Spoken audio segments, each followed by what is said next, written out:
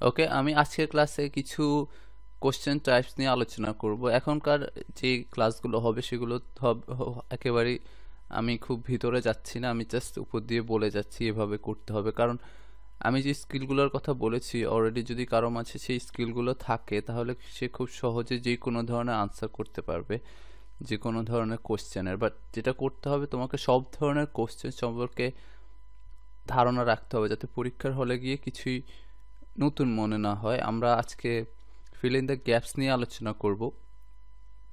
এর আগের একটা ক্লাসে আমি ফিল ইন দ্য গ্যাপস নিয়ে আলোচনা ভালোভাবে করিনি, সো আজকে সেটা আবার একটু রিপিট করব। ফিল ইন দ্য গ্যাপসের ক্ষেত্রে যেটা হয় সেটা হলো যে সাধারণত, সব সময় না, সাধারণত যেটা করা হয় যে তারা একটু প্যারাগ্রাফের একটা অংশ তারা জাস্ট একটু সামারির মতো করে দেয়, তারপর সেটার কিছু গ্যাপ থাকে। সো এই যেই ফিল ইন দ্য গ্যাপসটা থাকে সেটা মূলত এক ধরনের সামারি, মোটামুটি সব সময়, বাট 100% ক্ষেত্রে না।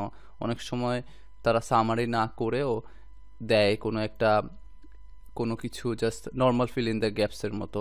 তুমি জাস্ট সেটা সামারি না, just fill in the gaps থাকে, সেখানে গ্যাপসগুলোর মাঝে তুমি অ্যাপ্রোপ্রিয়েট কোনো ওয়ার্ড বা 2-3টা ওয়ার্ড বসাতে হয়।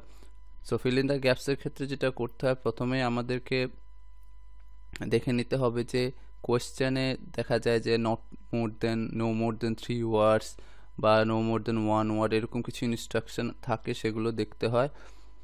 আমাদেরকে যেটা করতে হবে সবচেয়ে ইম্পর্টেন্ট সেটা হলো যে গ্যাপগুলো পড়ে আমাকে চিন্তা করতে হবে, একটু ধারণা নিতে হবে যে কি ধরনের, বা একটু গেস করতে হবে আমার আনসার কি হতে পারে। গেস করতে হবে, যদি গেস করা যায় তাহলে আনসার পেতে খুব সহজ হয়, আর